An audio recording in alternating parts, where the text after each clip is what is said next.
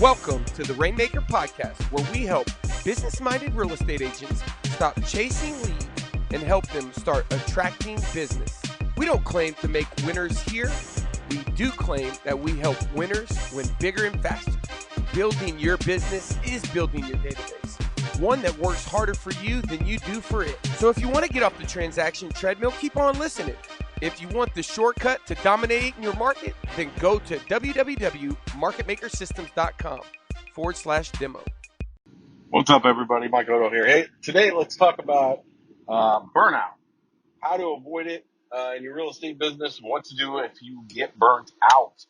I'll never forget one time as a young man, I asked my dad, I said, "Hey, Dad, how do you keep going?"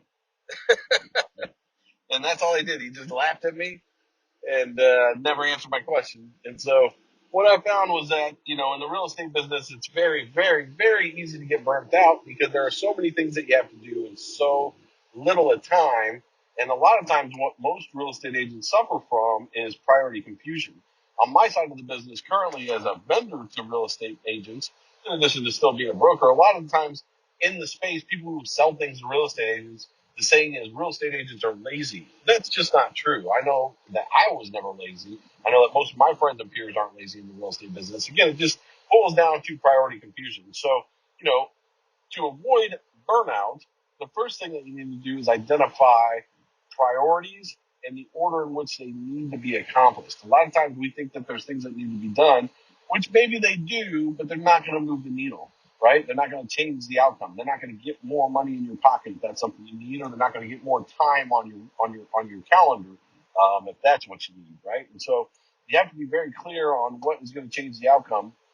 Then you have to give yourself permission to do those tasks and only those tasks, and then stop once they're done, regardless of the outcome, right? In the real estate space, it's so hard because the only indicator we have of success is the commission and the closing, right? That's called a lagging indicator.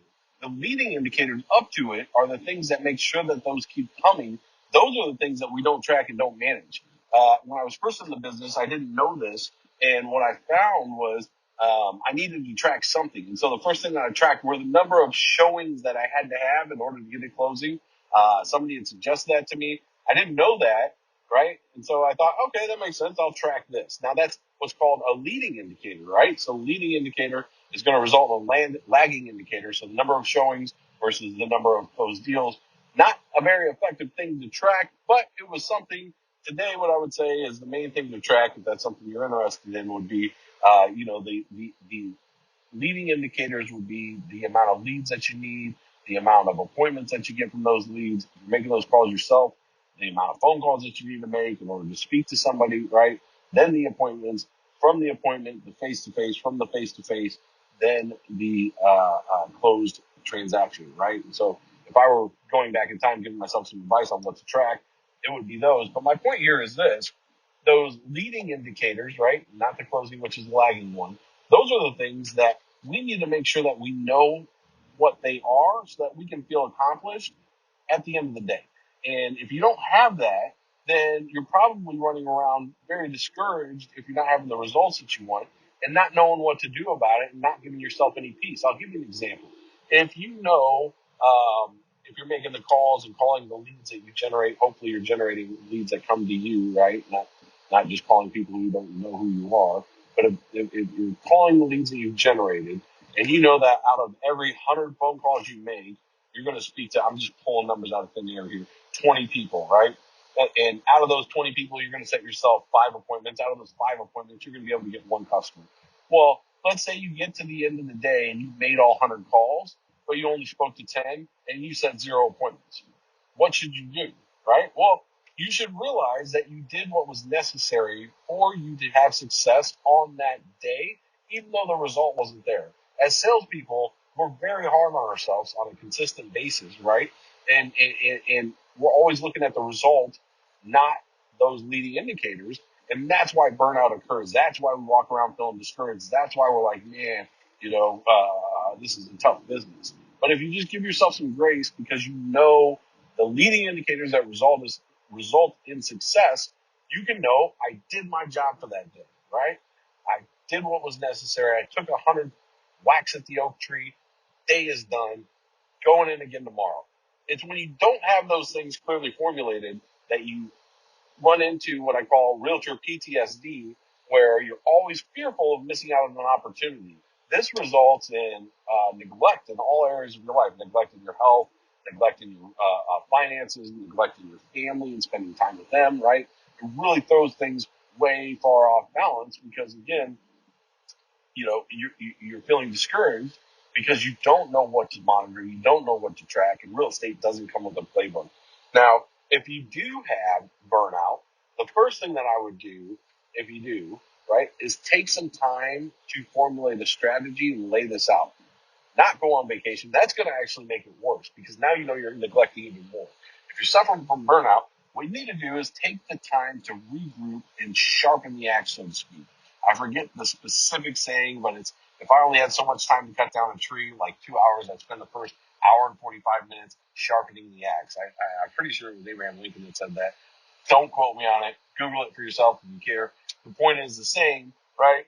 You have to take the time to write down the strategy. You're just getting it out on paper and knowing what you're going to track, knowing what those leading indicators are, knowing how you're going to get from A to B as far as success is concerned, and then more importantly, knowing, the amount of time that you're going to put in to do that. It's going to be a very eye-opening experience. You might be asking more of yourself than you can actually achieve based on a 50, 40, 60-hour work week, right? So knowing what that is going to be very helpful. Having that strategy in place is going to make you feel a heck of a lot better than trying to run from it and go out of town, go on vacation, or maybe hide at home and have a staycation, right?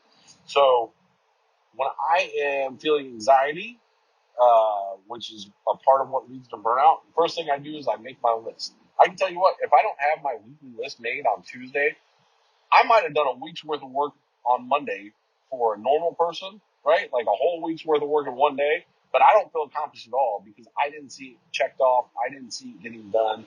I have this experience all the time, right? I do this to myself often. That's how I recognize it personally.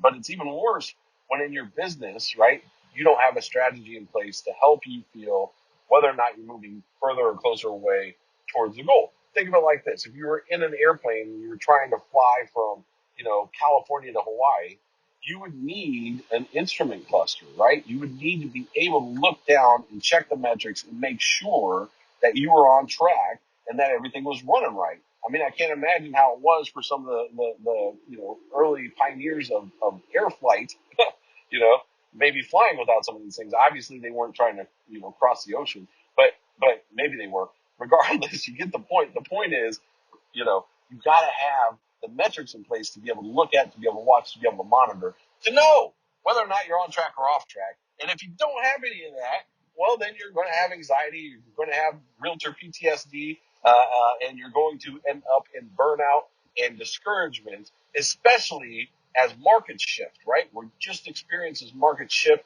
and it happened very quickly, right? From a bit of a seller's market to a hot seller's market, right? It's going to shift again. It's going to go from a seller's market to a bit of a buyer's market to a hot buyer's market, right? Like that's just how the industry works. The good news is whether it's a buyer's market or a seller's market or a hot market or a down market, real estate ain't going away.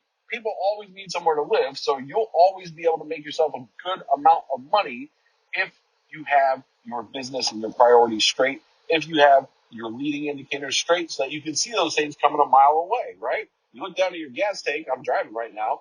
I wouldn't be surprised to run out of gas if I was on empty. You know what I mean? Like, probably should have done something about that. Same thing for you and your business. I know this is burnout that we're talking about here, but this is why it occurs. This is what to do about it. The first place you need to start is making sure you have consistency, right, in those leading indicators as far as your lead generation is concerned. You need to make sure that you know how many leads you need on a regular basis. And I'm not talking about, a list of for sale by owners. I'm talking about attracting leads like we do here at Market Maker, to you, to your brand, to your calendar. If you'd like some help with that, as always, we're here for you. Thanks so much for listening. Hopefully I added some value to your day. Make it a great day. If you want us to generate, nurture, and deliver appointments directly to your calendar, I want you to go to marketmakercall.com right now and check if your area is available.